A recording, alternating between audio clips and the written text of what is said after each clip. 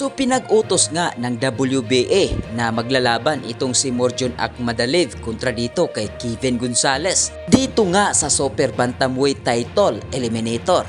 At dito nga mga kauyod boxing fanatics ay binigyan nga ng WBA ng 30 days ang bawat kampo upang tugunan ang utos ng WBA na maglalaban itong dalawa sa Super Bantamweight Title Eliminator.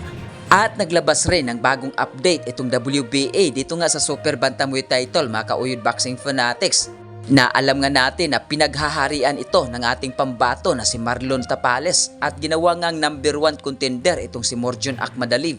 Samantala, update dito sa laban ng ating pambato, Jandrel Cuadro Alas Casimero, ay naglabas na nga ng ticket sa kanilang website itong Treasure Boxing Promotion. At sa ticket mga kauyod boxing fanatics ay may 4 ka na pagpipilian dito. So simulan natin dito sa front set mga kauyod boxing fanatics na nagkahalaga na 50,000 yen.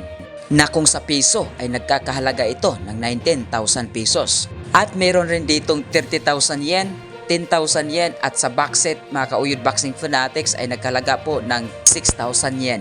Samantala, update dito sa ating pambato sa WBO ay wala pa rin pinagbago mga kauyod boxing fanatics simula kasi nung nanalo ang ating pambato kontra dito kay Filipos Ngitumba ay umakyat nga itong ating pambato sa rank number 3 dito nga sa WBO.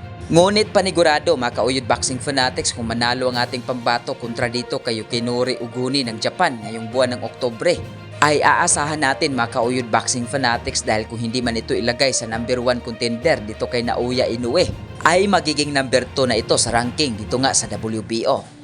At pagdating naman dito sa ranking sa Pilipinas sa Super Bantam ay nangunguna pa rin ang ating pambato bilang pinakamalakas dito nga sa Super Bantam at sinundan ito ni Marlon Tapales. Susuportaan natin ang laban ng ating pambato ngayong buwan ng Oktubre mga kauyod boxing fanatics at sa iba pang Filipino na undercard sa mismong laban. At kaabang-abang rin ito mga kauyod boxing fanatics dahil sa laban na ito ay ibang Casimero ang makikita natin dito. At sa mga hindi nakakaalam ay ito po ang kauna-unahang laban ni Casimero dito nga sa bansang Japan. At magandang opportunity rin ito ng ating pambato na pagkatapos talunin niya itong si Yukinori Uguni ay hahamunin niya kaagad itong si The Master of Japan na Naoya Inoue habang nanonood ito sa laban nila. So ano sa tingin nyo mga kauyod boxing fanatics, magandang idea kaya ito? So i-comment sa baba ng ating mapupusuan at huwag kalimutan mag-like at mag-share sa ating video at mag-subscribe dito lang sa Uyod Boxing Fanatics.